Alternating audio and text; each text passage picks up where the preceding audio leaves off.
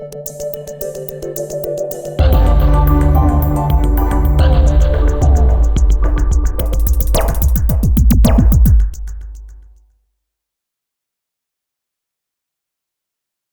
you would please, if you turn to the book of John. That's the book of John, chapter 13. And we're going to do a study tonight on serving, and we're going to look at two aspects. We kind of gave you the outline just a moment ago in the video, but we're going to look at two things. We're going to look at Jesus' example of how he served us, and then we're going to look at the example of how we are to serve others. So John, the book of John in chapter 13, and let's pick it up in a moment here in verse 1. But before we do, what it means to build this close relationship, not just knowing things about God, but actually getting to know God personally. That's where the relationship is.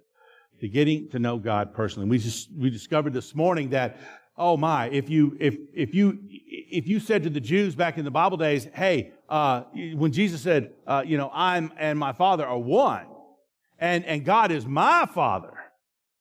Oh, that, as we said, that is what put Christ on the cross. Saying that He was God incarnate. He was God in the flesh. And so tonight, I want to tell you, start off with just an illustration. There was a young man in Michigan, worked on a farm, and my uncle, you've heard me talk about the dairy farm. My uncle and his wife, they had a big farm. Hundreds of dairy cattle, lots of beef cattle, big farm, South Missouri. Had 5 children. If you're a farmer, you want to have, a quiver full, if you know what I mean. You want to have a lot of hands to help you work. Out of the 5, after they went through high school and college, out of the 5, 0 returned back to the farm. None of them wanted to go back to the farm. And this young man was not any different. He wanted to be an engineer. And so he got into he and his cousin, they got into making chairs. Back in his day, it was 1927, furniture didn't do anything. It just sat there. But he got this notion, I bet, if we had some way that we can lean forward and the footstool would pop out and the back would recline, that would be good. And then they got the notion, if we had a little stick on the side and you crank that stick, well, then that would help the footstool to stick out and you could recline. In about 1927, they put out and furniture stores were buying them up like crazy.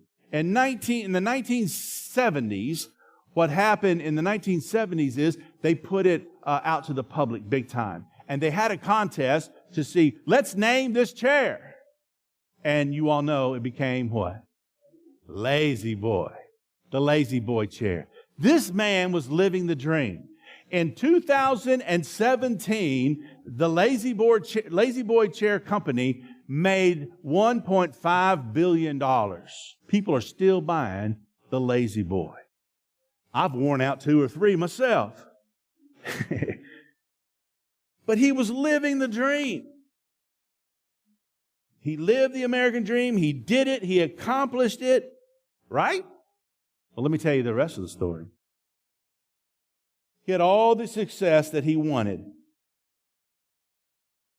He was living at the age of 90, still working at the factory. At the age of 90, still working. In 1998, he spent some time down in Sun City Center. Y'all know where that is, around Ruskin, Florida. And after going out to dinner at one of the many restaurants there in Sun City, he and his wife went home. He got comfortable in his Lazy Boy chair, laid back, and died. That's kind of poetic, isn't it?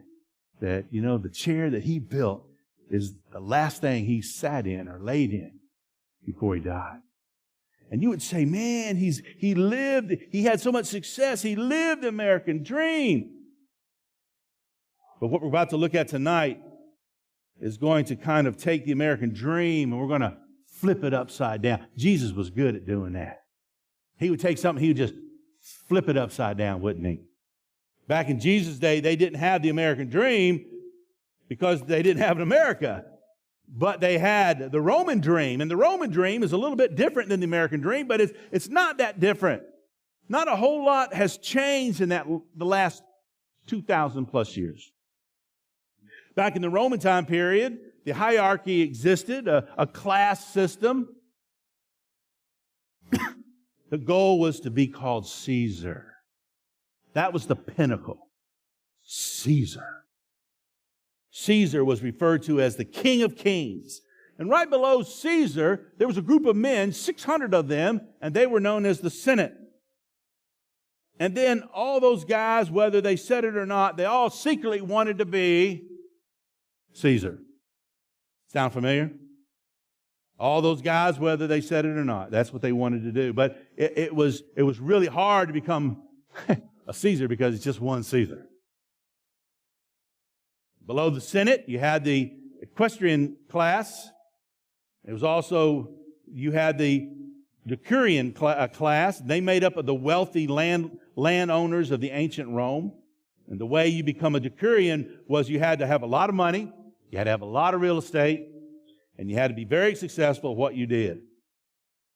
And then below that, there was this common Roman citizen. You're just a common Roman citizen. That's us, okay? Here. And that wasn't the lowest class, though, but still you weren't quite achieved enough to be a decurion or equestrian status. Below the common citizen, you had the freedman, and that was a person that had been a slave, and now he's been set free. You had the free man. And at the very, very bottom of this class system were the servants. Servants. They were as low as a snake's belly. They were the lowest of the low. No matter where you were, if you worked hard enough, the Roman dream said, you tried hard enough, you did work, you might be able to work your way up. But Jesus here in chapter 13 of the book of John, He's going to take this hierarchy in which He was living in at that time, and He is going to turn it upside down. He's going to flip the entire thing upside down. John chapter 13, let's look at verse number 1. Let's begin there. Now before the feast, Now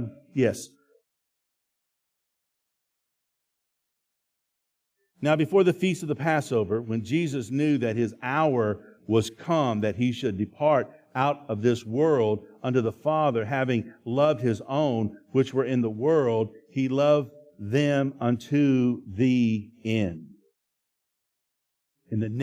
Within the next 24 hours, Jesus was going to die on Calvary's cross. And He knew that. Like we said this morning, has it ever occurred to you that nothing has occurred to God? For the joy that was set before Him, He was going to go to the cross. Jesus was going to be betrayed by one of His disciples, one of His closest companions, one of His closest friends, one of the 12 disciples. What was his name? Judas. Judas Iscariot. And Jesus is going to be arrested and going to be put on trial, and He's going to be mocked. He's going to be beaten. He's going to be crucified in the next 24 hours. And Jesus knew that. The timing of this is really important, folks. Y'all remember that movie Braveheart? When Wallace was there, and he knew that this was it. He was going to die. And He died with valor. Jesus knows it's about to happen. He knows His time has come. Having loved His own who were in the world, He loved them to the end. Knowing this, this is going to be it. Look at verse 2 and 3. And supper being ended, the devil having now put into the heart of Judas Iscariot, Simon's son, to betray Him, Jesus, knowing that the Father had given all things into His hands. Into whose hands? Into Jesus' hand. And that He had come from God and went to God. What? Man. All things, everything under the power of Jesus. Jesus had the power. This He could have called, as we sing the song, 10,000 angels. A number that can't be numbered. Jesus understands He's above all of that. all power, all authority. Even though the people at the time would call the Caesar the King of Kings, Jesus was the true King of Kings and Lord of Lords. Capital K, capital L. All things. So what does He do with this power? Look at 4 and 5. Verse 4 says, He rises from supper and laid aside His garments and took a towel and girded Himself. After that, He poured water into a basin and began to wash the disciples' feet and to wipe them with the towel wherewith He was girded. Oh my. Jesus, this is what you chose to do. The real King of Kings, the real Lord of Lords, all power. You have all power. You have all authority. I would feel to be around Him at this time, it would be like electricity. You could just feel it. Have you ever felt the electricity in the air right before the lightning strikes? The little hairs on your neck stand up. You know, oh man, it's fixing to pop. It just doesn't make sense, Jesus. You're supposed to work your way up, because if you get to the top, you can just chill out in your lazy boy, Jesus. Everybody serves you. You're at the top of the food chain there. But Jesus does something. He does something very radical, doesn't He? He sure does.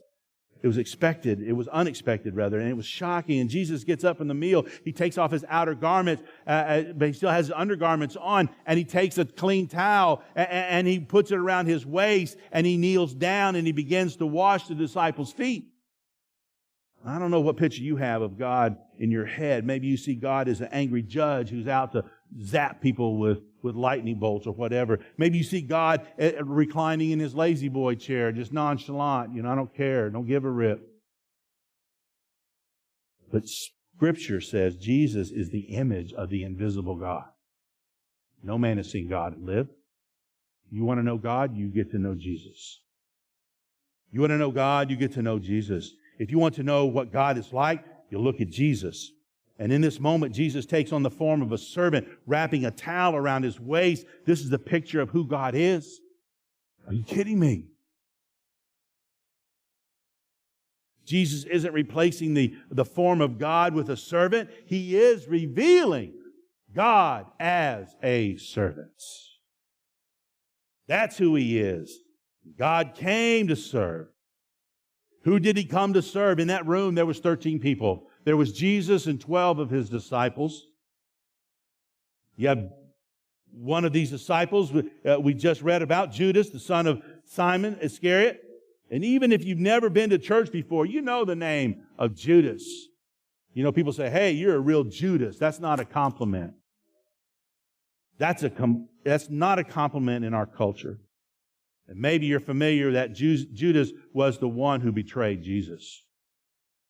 Jesus knows that Judas is about to betray Him, yet Jesus kneels down and washes his feet. Who do you know that is right on the cusp of betraying you? Would you wash their feet? Who do you know that has ripped you off royally? Would you wash their feet? Jesus came at the lower class of the Roman culture. He came as a servant. Jesus goes to the feet of His denier and He washes his feet. He goes to the feet of his doubter, Thomas. The denier was Peter, was it not? Peter denied Christ 3 times. Jesus, before the day's over, you're going to deny me 3 times. So He goes to the betrayer. He goes to the denier. He goes to the doubter. Who was that? That was Thomas, right? Jesus had to show him the scar on his side and his pierced hands. Jesus serves those who did not deserve it. Jesus serves those who rejected Him, those who betrayed Him, those who denied Him, those who doubted Him. Yet He humbles Himself. Get that? Let that sink in. I mean, I think the ultimate cry was when Jesus said, forgive them, Father. Father, forgive them, for they know not what they do.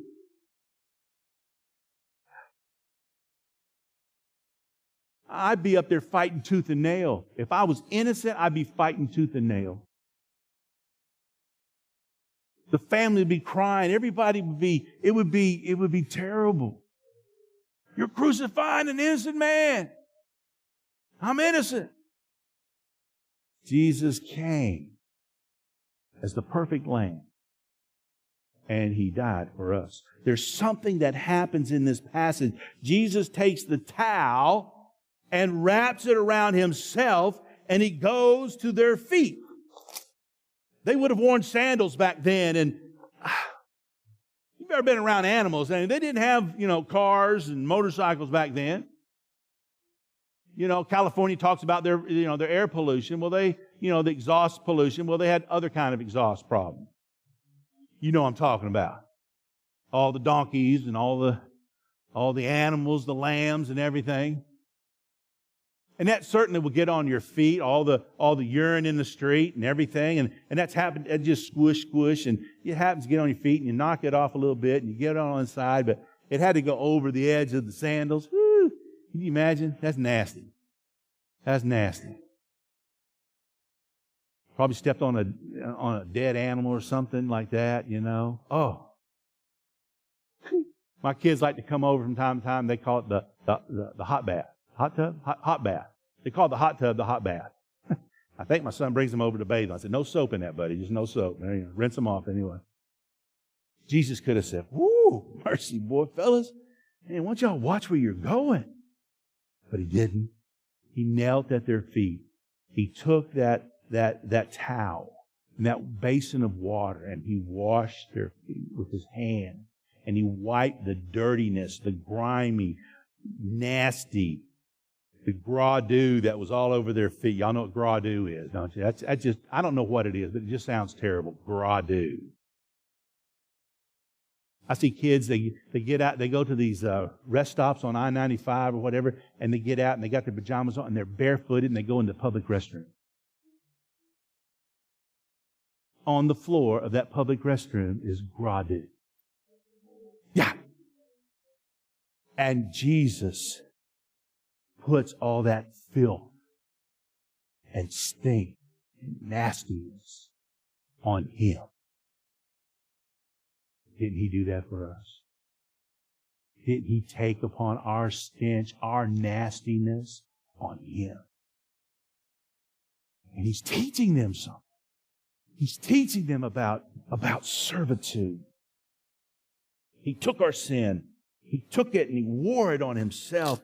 In this moment, it's the beautiful picture that when you and I couldn't clean the filth of ourselves, Jesus came to us and took it upon Himself and wore it upon Himself. It's beautiful. That's what makes Christianity different than any other religion, I'll call it, or any other faith on the planet. It's not about us cleaning ourselves. Bless God, I haven't sinned in 3 days. Liar, liar, pants on fire. Or trying to figure it out. I've gotten to this new level. Or whatever you try, working out your own sins and everything and cleaning yourself. No. It's about God meeting us where we are and allowing Him to simply wash our feet to cleanse us from our sin. And then Jesus gets to Peter in verse 6 and 8. Let's read that. Pick it up in verse number 6. And then came He to Simon Peter, and Peter said unto Him, Lord, dost Thou wash my feet? And Jesus answered and said unto him, What I do thou knowest not now, but thou shalt know hereafter. And Peter saith unto Him, Thou shalt never wash my feet. Look this way. How about saying no to God? I mean, no to Jesus. Jesus, I'm going to wash your feet. No. Excuse me? I just, how bold. Peter was that way though, wasn't he? I mean, somebody, Judas gives him a kiss and the guards come to take Jesus and, Peter takes out his sword, slices off that guy's ear. Isn't that cool? Jesus just picks up that ear, just sticks it back on there, heals him right then. You see, when Jesus does something like that, it's good, isn't it? And it's sure. Oh my. Jesus saying, you don't realize now what I'm doing, but later on you'll understand. And Peter says, no, I'm not having it. You shall never wash my feet. And a little scary, again, when we say no to Jesus. But Peter going on, no, you're never going to wash my feet. And Jesus answered, unless I wash you, you have no part with me. Now, don't miss this. Jesus says, unless I wash you, Peter, unless I do this thing, you have no part with me. And then Peter says, well then, Lord, not just my feet, but my hands and my head. He's saying, Lord, let's go ahead and let's have a pedicure and a manicure and a shampoo. Just give it all to me. Peter was up. He was all right. And before we get too hard on Peter, who preached at Pentecost? Hello, it's Peter. You mean that rambunctious, that fly off the cuff, that loud, boisterous guy, that guy says no to Jesus? And you don't think God can't use you. God can use you. If you're open to it, if you're connected, God wants to use you. And I'm looking at a host of people God's already using. Preaching to the choir. The Christian life begins by allowing Jesus to meet you right where you are. Stench and everything. Right where you are. So we sang, was it this morning, just as I am? You know, just as I am. Jesus said, Peter, you don't get it yet, but you'll get it. You'll understand it. You have to allow this. Let's go through the process here.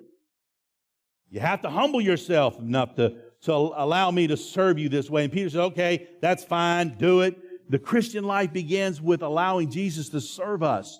But it doesn't end there. Christian life, practically speaking, is learning to receive the love, the grace, and the mercy of Jesus.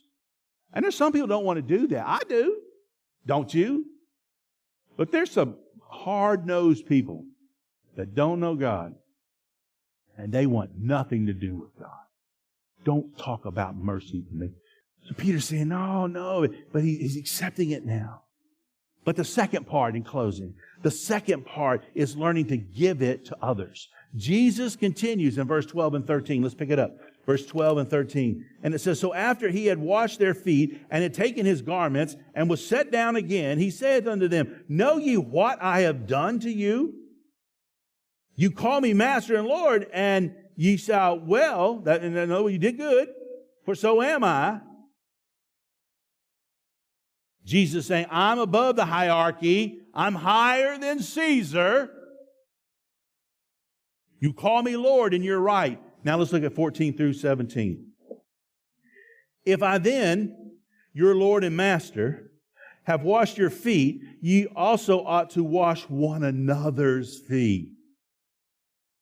See, now here comes the rub right there. Ooh, I got to go around and wash other people's feet. And that's just a good example. Verse 15, for I've given you an example that you should do as I have done to you. And verily, verily, I say unto you, truly, truly, the servant is not greater than his Lord. Neither he that is sent greater than he that sent him. Neither is Jesus greater than God that sent him. We're not great. Listen, if Jesus will humble himself and wash dirty, stinking feet and wear the filth on him, are we greater than our Lord? When I come to somebody and I'm counseling with somebody or I have a confrontation with somebody, I have to remember, am I greater than my... What did Jesus do? He humbled himself. What did Jesus do? He loved his enemies. Whew. You kidding me? I hate my boss. I hate my wife. I hate my dog. Whatever. I hate my kids. Well, where's that? It's not coming from God. It's not coming from God. But it doesn't end there. It doesn't end there. He says, now that you know these things, you will be blessed. Well, when? If you do them. Oh, that's great. So Jesus said, if you'll do these things, you'll be blessed. Well, when? When you do them. It's one thing to hear about it. Oh, that's good. Yeah, we're all, hey, wash people's feet. Yeah. We're going to wash people's feet Saturday afternoon. Come on down. 3 people show up. Yeah? Hey, we're gonna clean up the churchyard. 2 or 3 people show up. See? Jesus says, here's where the blessings come from. Not just from hearing it, not just knowing it, but actually doing it. Nike says, just do it. We just do it. Actually doing something with what I'm showing you, with what I'm teaching you, he's saying. I'm giving you the example, he says, and you'll be blessed. And whenever Jesus makes a promise, 100% of the time, it comes true. You can take it to the bank.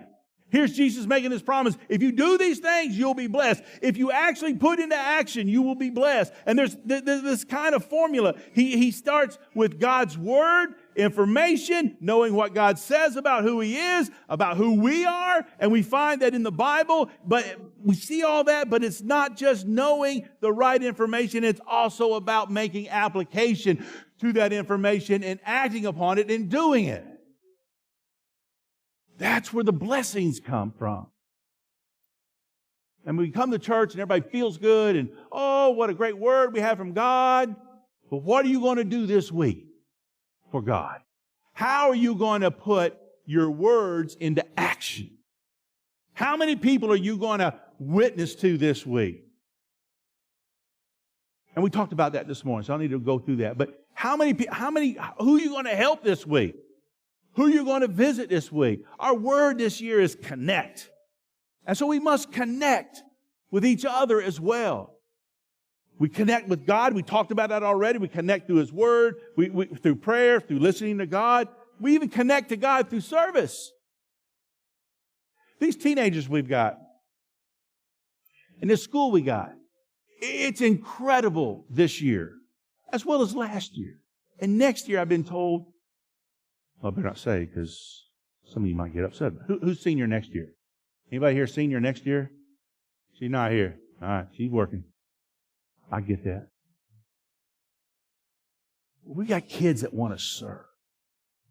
We've got a young man in this church we baptized a while back. That young man, he does so much. There's several of them.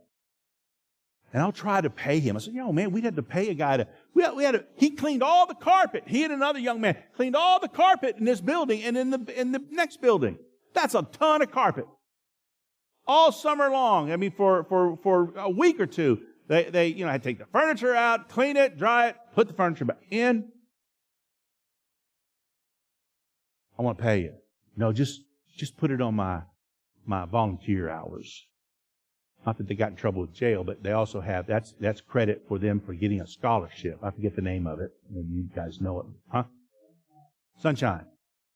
Sunshine? Bright future.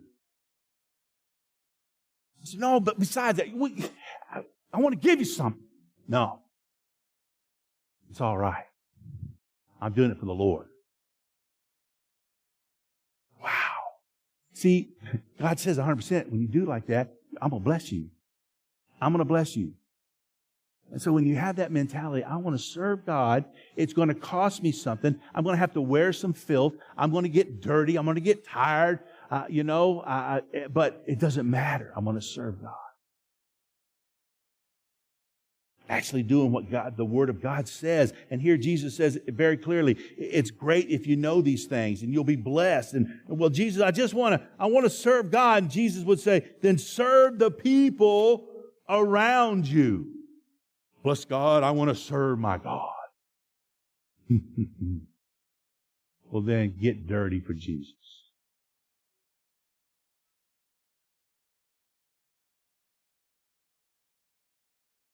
That's what, but I don't want to do that. I just had my nails done. I don't want to do that. I just got my hair set. I don't want to do that. I just bought a new toupee. I don't want to do that. I just bought new sneakers. I don't want to get them dirty. We'll go barefooted. Jesus, He connects the two things. Serving God means serving others. There's a connection, right? You want to serve God, serve others. Doesn't it say in the Bible? Sure it does. Well, how have we served you, Lord? And He said, by giving a cool drink of water to somebody else that needed it. Yeah. Yeah. So he connects the two things. Serving God means serving others. Jesus made the connection between the two things. The greatest commandment is love the Lord your God with all your heart, with all your soul, with all your mind, with all your strength. And then Jesus says, and the second is just like it, love your neighbor as yourself. He makes this connection the way that we love an invisible God by loving and by serving visible people. That's how we do it. The way you love an invisible God is by serving visible people. And that's how Jesus has set this up. And we serve all places and all opportunities. We serve the church. We serve our community. We serve at our workplace. You want to get an advancement, you just work a little overtime, don't get paid for it, or you just improve what you're doing. So love is the process of meeting needs. It's action-oriented. It's not emotion. It's not about feeling. It's about humbling yourself enough to serve somebody else, to give of your time, your talents, your treasures. And the reason why I believe Jesus could serve so freely is that He was confident in who He was. And that goes back to this morning. Be who you are. Be who God created you to be. And say, God, this is me. This is how you created me. And God, I want to serve you. And God says, then go serve others. If you want to be an ambassador for the Lord Jesus Christ, do what Jesus did. The word Christian means Christ-like. So if you want to be Christ-like, Christ set the example. He told them that. I'm showing you the example. Serve others. And so that's why most of you in this room are serving others right now. Because it's just natural for a Christian to want to serve others. He wasn't worried about what people were saying. He wasn't worried about their thoughts. He knew who He was. And if you've said yes to following Jesus, you put your trust and allowed Jesus to cleanse you and to wash you, and you're a child of God. You're adopted into His family. You are His masterpiece. You were created to serve those around you, and you're free from the penalty of sin, free to serve others. And then I want to end with this. Here's how Jesus ends this interaction with the disciples. Look at verse 34.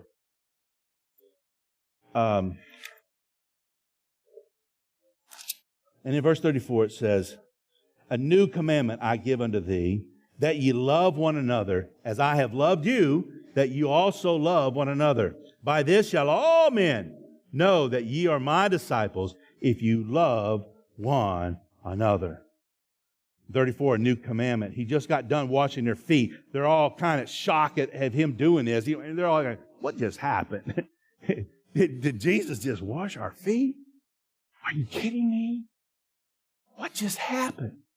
And then, if you study the Old Testament, you realize that that's not really a new commandment. The commandment had been around for as long time at this point, but when Jesus continues, as I have loved you.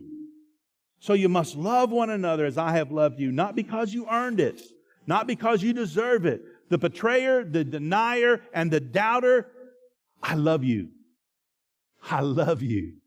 And I know, Judas, you're going to take me and you're going to get me in front of the Roman guards and they're going to take me. I know that. And I'm going to die within 24 hours. I'm going to be dead. That's the kind of self-sacrificial love that ultimately would take Jesus to the cross to give everything so that you and I might live and have everything. He says this is the kind of love. If every person who said yes to following Jesus would follow the example and go, I'm going to serve people. I'm going to meet needs where I see them. I love people that see needs. There's several of you in this room that know exactly what I'm talking about. You see the need. You say, Pastor, I took care of it. And you just took care of it. See the need. Well, that piece of paper's been laying over there for 3 days. My land. When's somebody going to pick that up? Well, you go pick it up. You see a need. Jesus says people are going to notice that because they live in a culture that's all about, I want to be served. That's where we're at. I want to be served.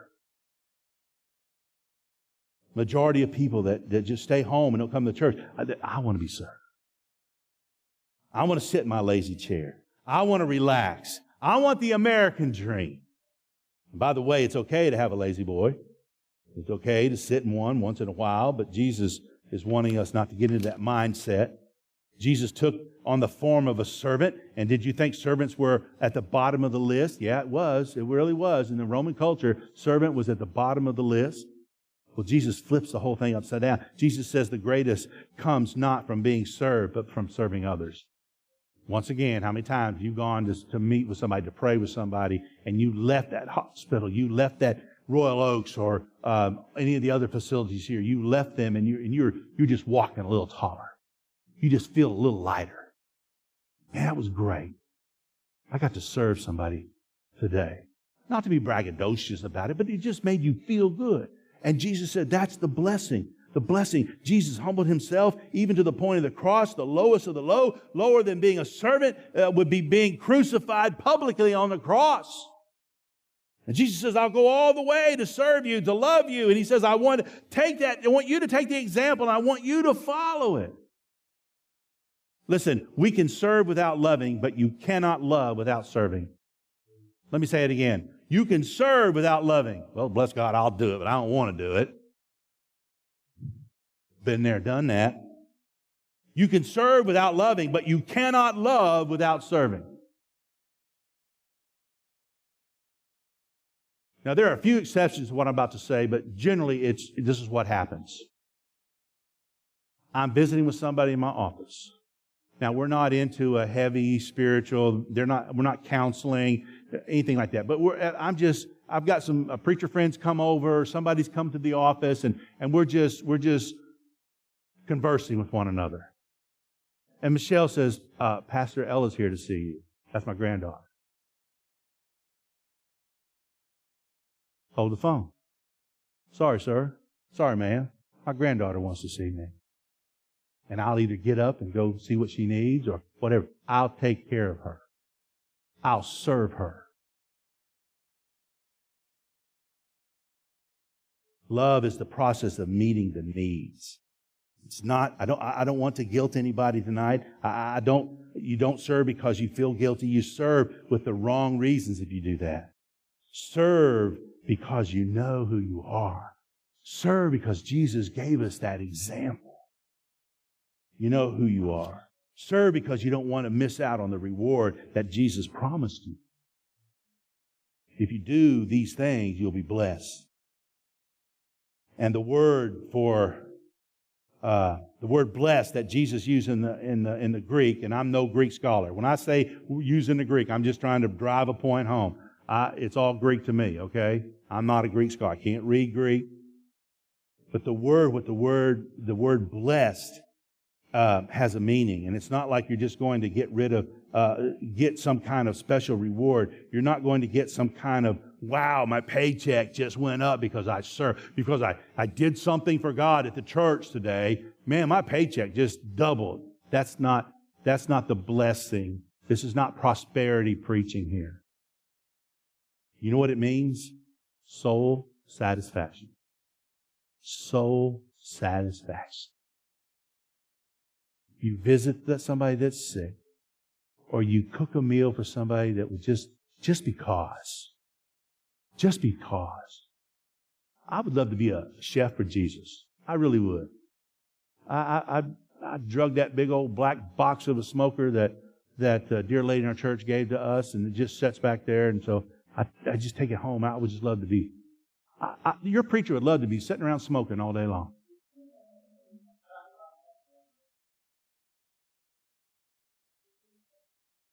I said, your preacher would like to sit around and smoke all day long. Meat, smoking meat. Yeah, okay. All right. Get yourself in trouble, girl. When Jesus says, if you do these things, you will be blessed. He's saying, in a way that nothing in the world can deliver, in a way that is in the very depths of your soul, you'll be blessed. Trust me. True soul satisfaction, listen to this. True soul satisfaction is totally upside down to the American dream and the Roman dream. True soul satisfaction is found in serving. You are never more like Jesus than when you give and serve to others.